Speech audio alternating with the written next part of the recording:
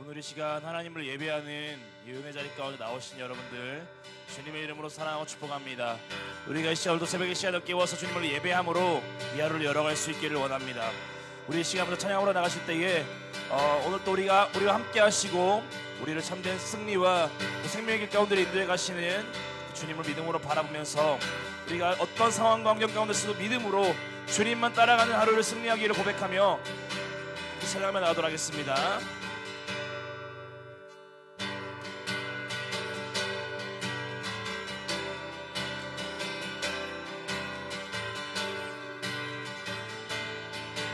찬양하겠습니다. 나 주의 믿음 갖고 나 주의 믿음 갖고 홀로 걸어도 나 주의 믿음 갖고 실망치 않네. 폭풍 구름 몰아치고 하늘 덮어도 나 주의 믿음 갖고 실망치 않네. 나 주의 믿음 갖고 나 주의 믿음 갖고 홀로 걸어도 나 주의 믿음 갖고 실망치 않네. 폭풍 구름 몰아치고 하늘 덮어도 나 주의 믿음 갖고 실망치 않네. 아멘. 주는 내 친구, 주는 내 친구, 진실한 친구, 끝날까지도 주의하리. 폭풍 구름 몰아치고 폭풍 구름 몰아치고 하늘 덮어도 나 주의 믿음 갖고 실망치 않. 다시 한번 고백합니다. 나 주의 믿음 갖고 홀로 걸어도 나 주의 믿음 갖고 실망치 않네. 폭풍 구름 몰아치고 하늘 덮어도 나 주의 믿음 갖고 실망치 않네. 주는 내 친구, 주는 내 친구, 진실한 친구, 끝날까지도 주의하리. 폭풍 구름 몰아치고 하늘 덮어도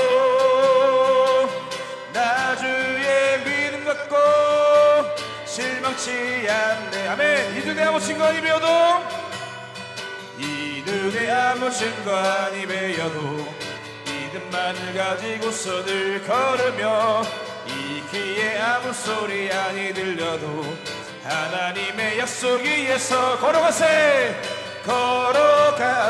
믿음 위에 서서 나가세 의심 버리고 걸어가세. 믿음 위에 서서 눈 가기에 아무 증거. 이 눈에 보기에는 어떠하는지 이미 얻은 증거대로 늘 믿으며 이 맘에 의심 없이 살아갈 때에 우리 소원 주 안에서 아멘. 걸어가세. 믿음 위에 서서 나가세 의심 버리고 걸어가세. 믿음 위에 서서 눈 가기에 아무 증거. 주님의 거룩함을 두고 맹세한 주 하나님 아버지는 참 미쁘다. 그 귀한 모든 약속 믿는 자에게 능치 못할 무슨 일이 있을까. 걸어가세. 믿음 위에 서서 나가세 의심 버리고 걸어가세. 믿음 위에 서서 눈 가기에 아무 증거. 걸어가세. 믿음 위에 서서 나가세 의심 버리고 걸어가세. 믿음 위에 서서 눈 가기에 아무 증거 없어도. 할렐루야. 신실하신 사랑으로 우리 함께 하시는 주님, 우리의 참된 믿음의 대상 되시는 주님께 찬양과 영광의 목소리 들고 나갑시다. 아멘.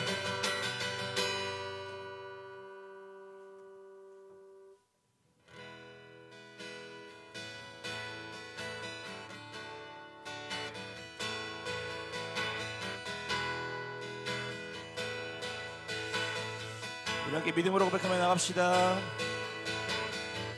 세상은 들리고 사람들은 변하여도 나는 주를 섬기리. 주님의 사랑은 영원히 변하지 않네. 나는 주를 신뢰해. 세상 흔들리고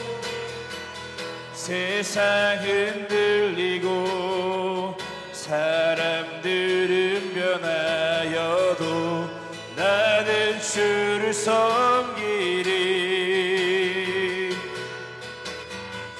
주님의 사랑은 영원히 변하지 않네.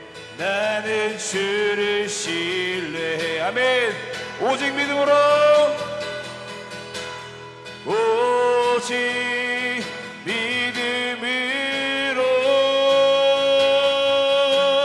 믿음으로 내가 살리라. 오직 믿음으로 내가 살리라. 오직 믿음으로, 오직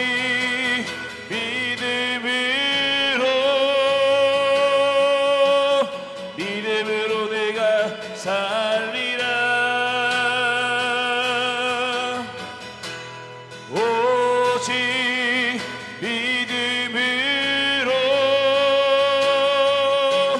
믿음으로 내가 살리라. 아멘. 믿음은 들리고 사람들 주를 떠나도 나는 주를 섬기리. 주님의 나라는 영원히 쇠하지 않네. 나는 주를 신뢰해. 믿음은 들리고 사람들 주를 떠나도 나는 주를 섬기리. 주님의 나라는 영원히 쇠하지 않네. 나는 주를 신뢰해. 아멘. 오직 믿음으로, 오직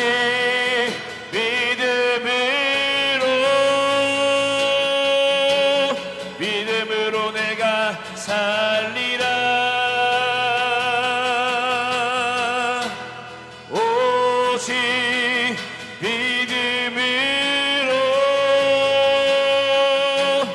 믿음으로 내가 살리라. 오직 믿음으로, 오직 믿음으로 내가 살리라. 오직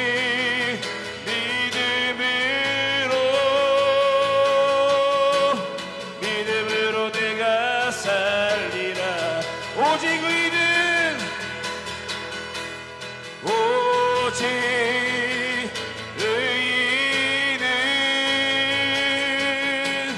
믿음으로 말미암아 살리라. 오직 의인은 믿음으로 말미암아 살리라. 오직 의인은, 오직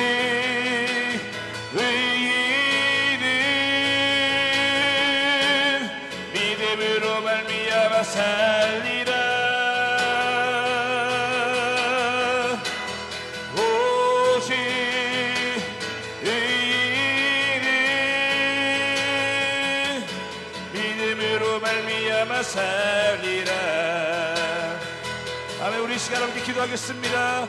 함께 기도할 때에 하나님, 이 시간 우리가 주님을 예배함으로 이 하루를 시작하며 나아갈 때에 하나님, 오늘 하루도 우리가 오직 주님을 향한 믿음으로 이 하루를 출발할 수 있게 해주시옵소서. 믿음으로 주님과 동행하고 믿음으로 주님만 섬기며 살아가는 참된 승리의 삶, 그 하나님의 나라 안에 온전히 거하는 삶을 살아가게 해달라고 우리 이 시간 주님의 이름으로 기도하겠습니다. 주여, 할렐루야. 거룩하고 위대하신 하나님, 하나님, 우리가 이 시간 주님을 예배하고 주님을 찬양하고 아버지, 주님의 아버지 말씀 앞으로 나아갑니다. 하나님, 이 시간 하나님을 예배하며 나가는 사람 한 사람의 심령 가운데에 이 시간 크신 능력으로 성령으로 충만케 하셔서 하나님, 우리가 오늘 하루도 아버지 하나님, 주 하나님을 예배하러 나가는 이 시간을 통해서 우리가 믿음으로 이 하루를 열어갈 수 있게 해주시옵소서. 오직 믿음으로 살아가는 참된 의인의 모습으로 우리가 승리하며 나아갈 수 있도록 하나님은 오늘도 하여 주시옵소서. 믿음으로 하나님과 동행하게 하여 주시옵소서. 믿음으로 어떤 순간에서도 주님만 섬기고 주님만 따르는, 주님만 예배하는 놀라운 승리의 삶을 향해 나아가게 하여 주시옵소서. 우리를 다스리시고 통치하시는 신실하신 사랑으로, 크신 은혜로, 아버지 하나님 주여 사랑으로 우리를 붙드시는 그 하나님 앞에, 그 하나님의 나라 안에 온전히 거하며 하나님의 나라하시는 참된 승리와 하나님의 나라하시는 참된 은혜를 온전하게 누리며 나갈 수 있는, 거룩하게 누리며 나갈 수 있는 복된 새벽의 시간, 하나님을 예배하는 은혜의 시간으로 세워지게 하여 주시옵소서. 예배자리 가운데 함께 하신 주님을 찬양합니다. 은혜를 역사하신 주님을 신뢰합니다. 주님께 경배합니다. 주님을 경배합니다. 주여로 영광받아 주시옵소서.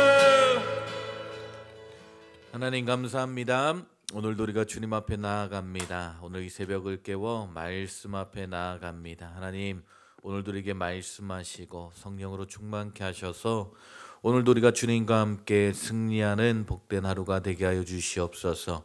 2022년도 마지막 하나님 주간 이 새벽을 깨워 나아가는 모든 성도님들 가운데 하나님, 정말 2022년도에 주님의 은혜 가운데 잘 마무리하게 하시고 2023년도 더 충만한 하나님의 은혜를 소망하며 기대하며 나아가는 복된 교회와 성도님들 되게 하여 주시옵소서. 저와 함께 하시고 인도하실 줄 믿사오며 예수님의 이름으로 기도했습니다. 오늘의 시냇가에 심은 나무 말씀입니다. 축복합니다. 오늘도 말씀 안에서 승리하는 복된 한돌교회 모든 성도님들 될 수 있기를 축복합니다. 자, 오늘 우리가 사도행전 10장 말씀을 통해서 예수 그리스도의 복음이 어떻게 이방인들에게 전파되어지고 있는지를 보여주고 있는 이 말씀을 통해서 우리가 함께 은혜 받기 원합니다. 자, 오늘 말씀은요 크게 두 부분으로 나눠지게 되는데 1절부터 23절까지 보게 되면 베드로가 어떻게 고넬료의 집을 방문하게 되었는지에 대해서 설명하고 있고요. 24절부터 48절까지는 베드로가 고넬료 집에서 어떻게 말씀을 전했고 그 말씀을 전한 후에 어떤 일이 일어났는가에 대해서 간단하게 설명해 주고 있습니다. 자, 지금까지 우리가 사도행전 1장부터 10장까지 계속해서 보고 있는데 이 사도행전은 누가가 기록한 이야기 가운데서도 가장 긴 이야기가 바로 고넬료의 이야기입니다.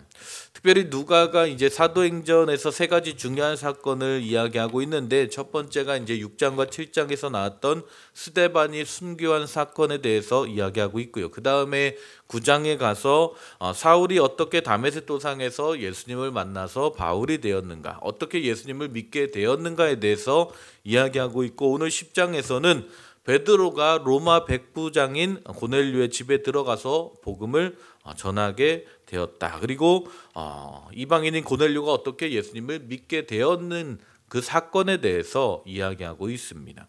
그래서 이 스데반의 이야기, 또 바울의 이야기, 고넬료의 이야기에는 공통점이 있다라는 거예요. 그것이 무엇입니까? 예수 그리스도의 복음이 유대인에게서 믿지 않았던 이방인에게 어떻게 전달되고 있는지에 대해서 이 사건을 기록하고 있는 것이 바로 이 세 가지 이야기라는 거예요. 누가가 의도적으로 세 번의 사건을 통해서 예수 그리스도의 복음이 유대인만을 위한 것이 아니라 이스라엘 모든 민족을 위한 것이며 이방인만을 위한 것이 아니라 오늘 우리에게도 위한 것이다 라고 말씀하고 있는 것입니다. 특별히 사도행전 1장 8절의 말씀처럼 오직 성령이 너희에게 임하시면 너희가 권능을 받고 이 복음이 예루살렘과 온 유대와 사마리아와 땅끝까지 이르러서 증인이 될 것이다. 너희는 그리스도의 증인이다 라는 이 말씀이 어떻게 이루어지고 있는가에 대해서 말씀하고 있는 것이 바로 이 내용들이라는 거예요. 자, 그래서 오늘 이 고넬료의 사건, 하나님께서 베드로를 통해서 이 고넬료 집에 복음을 전하시기 위해서 어떤 일들을 행하셨는지를 한번 보기 원합니다. 자, 먼저 성경은 고넬료가 어떤 사람인지에 대해서 말씀해주고 있습니다. 그를 보게 되면 그가 하나님을 경외하는 의인이었다라고 이야기하고 있습니다. 여러 가지 좋은 표현들이 있지만 그가 하나님을 경외하는 자였다라는 그 의미에 대해서 우리가 조금 더 문화적인 이해가 필요합니다. 하나님을 경외하는 것, 그가 하나님을 믿는 사람이었고 하나님을 사모하는 자였고 두려움으로 하나님을 바라보고 있던 자였다라는 의미를 가지고 있지만 이 사도행전의 배경에서 하나님을 경외하는 자의 의미는 또 다른 의미를 가지고 있습니다. 자, 그 당시에 1세기의 사람들 중에 많은 이방인들이 유대교로 개종하려고 하는 사건들이 있었습니다. 왜냐하면 그 당시에 많은 종교와 철학들이 있었는데 유대교와 같이 도덕적으로 깨끗하고 하나님을 믿는 그런 종교나 철학이 없었기 때문이라는 거예요. 그래서 그 당시에 많은 헬라 문화권에 있는 사람들이 진리를 찾고자 하는 그런 탐구욕이 있었던 시대였습니다. 그래서 진리가 무엇인가, 하나님이 무엇인가에 대한 그런 갈망이 있었던 시대 가운데 많은 이방인들이 유대교에 관심을 가지고 이제 개종하고 있었던 시기였다라는 거예요. 자, 그래서 이방인들 가운데 세 가지 일을 행하면 그들이 유대인으로 인정을 받을 수 있었습니다. 첫 번째는 할례를 받았어야 됐고요. 두 번째는 이제 정결 의식을 위한 침례를 받았어야 됐고, 세 번째는 예루살렘 성전에 있는 동안 하나님 앞에 제사를 드리는 것. 이 세 가지를 행하게 되면 그들을 유대인으로 이제 받아주게 된 겁니다. 그리고 아직 이 세 가지를 다 할 준비가 안 된 이방인들을 위해서 유대교로 옮겨가고 있는 그 과정에 있는 사람들을 향해서 이제 유대인들이 이 사람들은 하나님을 경외하는 자다라는 표현을 썼다라는 거예요. 그래서 오늘 이 고넬료는요, 어떤 부분이냐면 그가 유대교에 관심을 갖고 하나님에 대해서 알기 원하는 그런 하나님을 경외하는 자였다라고 말씀하고 있는 것입니다. 자, 그런데 이들은 아직 유대인이 아니기 때문에, 유대교인이 아니기 때문에 아직까지는 자기의 전통과 문화를 다 버리고 유대인이 될 준비는 되지 않았지만 유대교의 높은 도덕적이고 윤리적인 그런 삶을 사모하고 유대인들이 이야기했던 유일신 하나님만이 오직 하나님이시다라는 그런 신앙을 가지고 살기 원했던, 비록 아직은 뭐 할례나 침례나 제사를 다 드리지 못하지만 유대교로 개종하는 마음이 있었던 자였다라기 때문에 그들을 하나님을 경외하는 자로 인정해 주었다라는 거예요. 그런데 아직 그들은 유대교인이 아니기 때문에 회당에서 예배하는 것까지는 허용되지 않았습니다. 아직까지는 그들은 이방인이었다라는 거예요. 그래서 그들을 특별하게 이제 회당 밖에서 예배할 수 있는 그 예배의 공간을 따로 만들어 줄 정도로 그들을 인정해 주는 부분은 어느 정도 있었다라는 것입니다. 그렇지만도 정통 유대인들은 아직까지는 이런 하나님을 경외하는 자들을 유대교인으로 인정하지 않았고 그들의 집에 들어가서 식사도 할 수 없고 교제도 할 수 없었던, 왜냐하면 그 당시 유대교는 이방인들을 완전히 배제하고 있었던 그런 문화였기 때문입니다. 그래서 이 고넬료가 어떤 사람이었느냐, 이 하나님을 경외하는 자라는 이 표현을 통해서 우리가 알 수 있는 것은 아직 유대인이 되기 전의 사람이 바로 고넬료였다라는 거예요. 자, 그런데 오늘 성경을 보게 되면 이 고넬료가 아직 유대교로 완전히 돌아온 사람이 아님에도 불구하고 하나님은 이 고넬료의 기도를 받아주셨다라는 거예요. 그리고 그를 통해서 복음이, 예수 그리스도의 복음이 이방인에게 전해지기를 원하셨다라는 것을 오늘 우리가 본문의 사건을 통해서 알 수 있는 것입니다. 아멘. 쉽게 말해서 마음이 진실하고 하나님을 경외하는 의인을 통해서 하나님께서 하나님의 일을 행하신다라는 거예요. 여러분 그 사실을 기억하시기 바랍니다. 우리가 어떤 자격 요건이 되어져서가 아니라 하나님을 갈망하고 하나님을 바라보는 의인들을 통해서 하나님께서 하나님의 일을 행하신다라는 것이죠. 아멘. 우리가 이 사건을 보기 원하는 것입니다. 자, 그래서 오늘 이 베드로와 고넬료의 만남을 통해서 하나님께서 하나님의 일을 이루어 가시는데 어떻게 그들을 만나게 하시는가? 자, 고넬료가 제9시 기도 시간 오후 3시쯤 되는데 그 시간을 정해놓고 기도하는 사람이었다라는 거예요. 그때 하나님께서 천사를 보내셔서 말씀을 하게 합니다. 욥바에 내려가면 베드로라는 사람이 있다. 그 사람을 데리고 와서 그의 이야기를 들어라 라는 천사의 음성을 듣게 됩니다.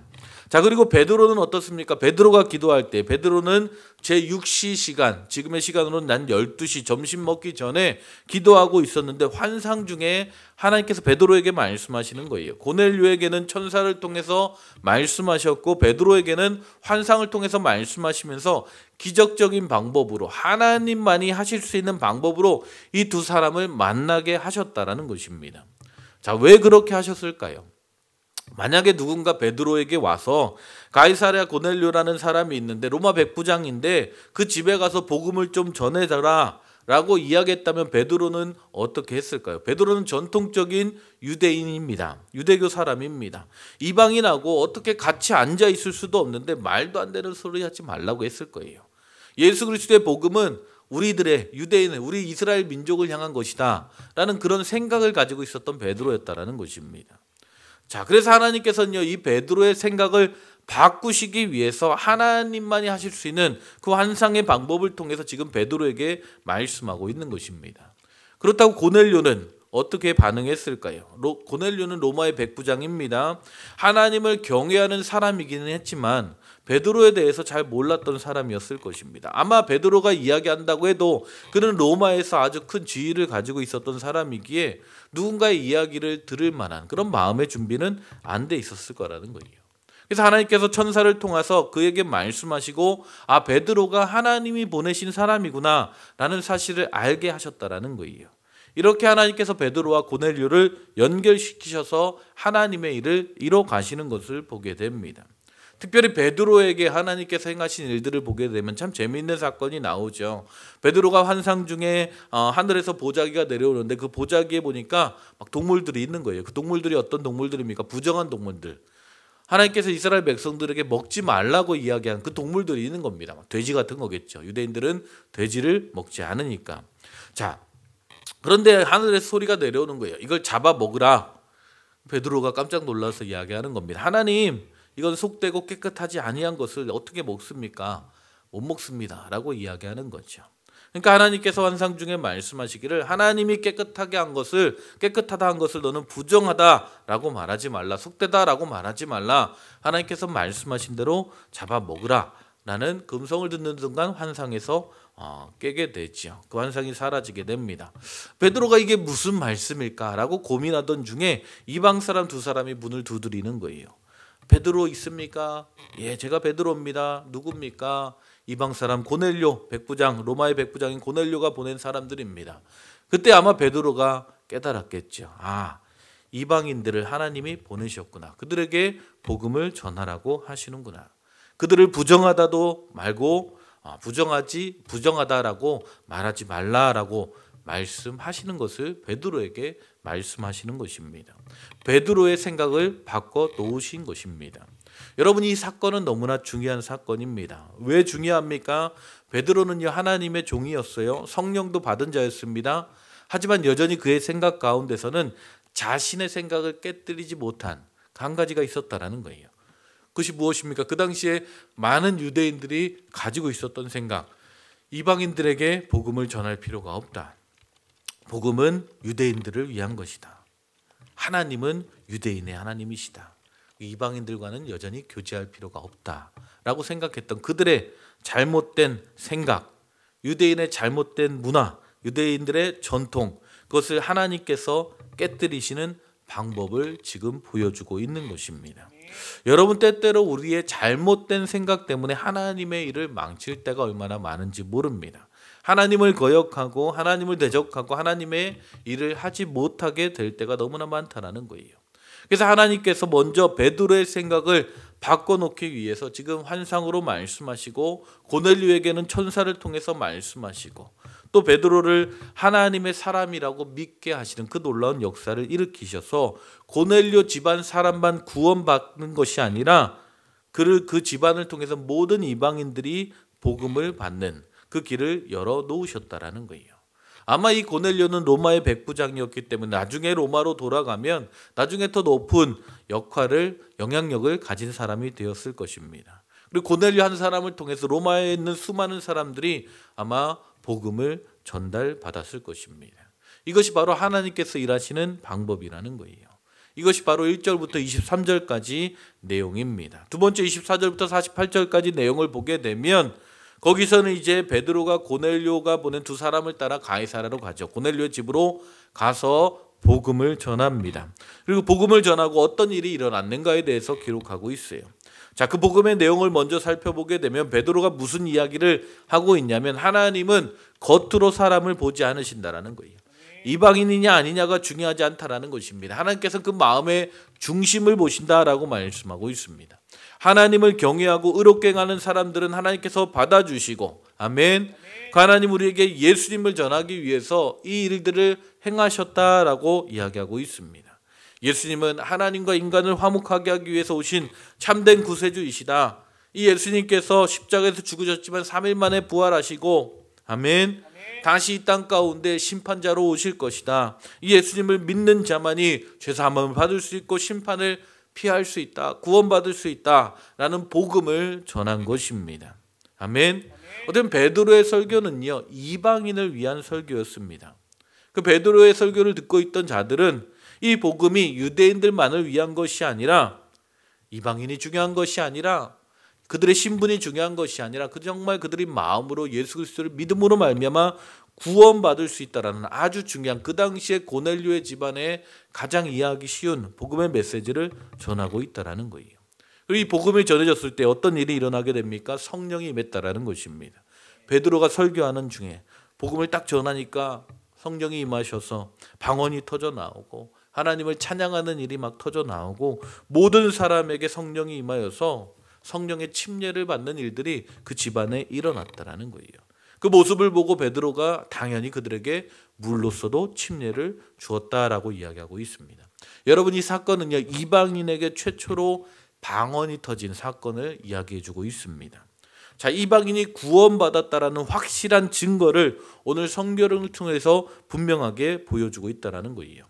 왜 예수님께서 하나님께서 이 고넬료의 집안을 통해서 이 성령의 실제적인 역사, 증거를 보여주고 있습니까? 자, 고넬료의 집안 사람들이 이 복음이 증거되었을 때 방언이 터져 나오고 그들이 구원받았다는 것을 확실히 하는 그 놀라운 사건이 나타나는 것을 보고 베드로의 생각을 바뀌는 데 있어서 너무나 중요한 역할을 했을 것입니다. 여러분, 베드로는요, 영향력이 강한 사람이죠. 말이 센 사람입니다. 12사도 가운데 가장 수제자에 있었던 자입니다. 자, 베드로의 생각이 바뀌어지면 어떤 일이 일어나게 됩니까? 돌아가서 12사도들에게 이야기했을 거예요. 바로 하나님은 이방인에게도 일하신다. 내가 직접 눈으로 보았다라는 거예요. 성령이 임하시더라. 그들에게도 방언이 터져 나오고 성령의 역사가 있고 하나님이 그들의 삶 가운데 일하시는 실제적인 역사가 일어나더라. 그 일들을 하나님께서 행하셨다라는 것을 증언하는 자가 되었다라는 것입니다. 여러분, 이 사도행전 10장을 통해서 하나님께서 우리에게 하시는 말씀이 무엇입니까? 하나님께서 약속하셨던, 예수님께서 말씀하셨던 사도행전 1장 8절의 말씀을 지금 하나님께서 이루어가고 계시다라는 거예요. 복음은 유대인들만을 위한 것이 아니라 예루살렘이 아니라 온 유대와 사마리아와 땅끝까지 복음이 증거되어져야 되는데 하나님께서 그 일들을 위해서 지금도 일하고 계시다라는 것입니다. 하나님의 일, 하나님의 초자연적인 역사를 통해서 그 일들을 이루어 가시다라는 것입니다. 그래서 유대인들에게만 복음을 전하던 그 패턴이 이제는 이방인에게도 복음이 전해지는 그 하나님의 역사들을 보여주고 있다라는 거예요. 단순히 인간적인 방법을 뛰어넘어서 하나님의 방법을 하나님께서 직접 개입하셔서 그 일들을 이뤄가고 계시다라는 것을 보여주고 있는 것입니다. 아멘. 어쩌면 우리가 이 사도행전 말씀, 복음이 전파되는 이 사건을 통해서 하나님의 뜻이 무엇인지를 주님께서 끊임없이 우리에게 말씀해 주고 있는 거예요. 복음은요, 모든 열방을 위한 것이다라는 거예요. 아멘. 모든 믿지 않는 자들을 향해서 복음을 전해야 된다라는 것입니다.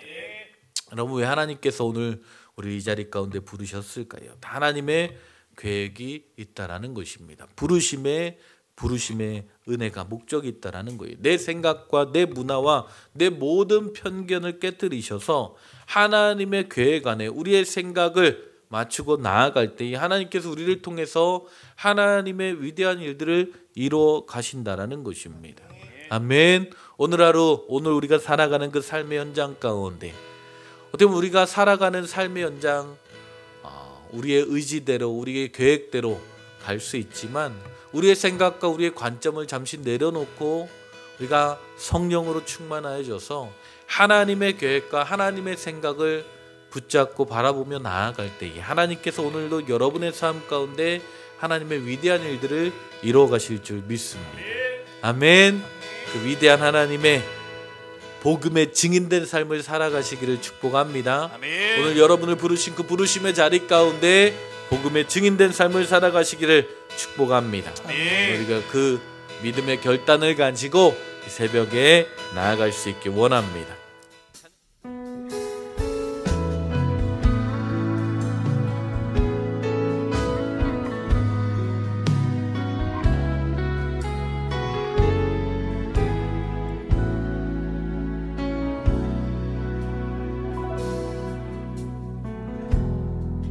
따스한 성령님 마음으로 보내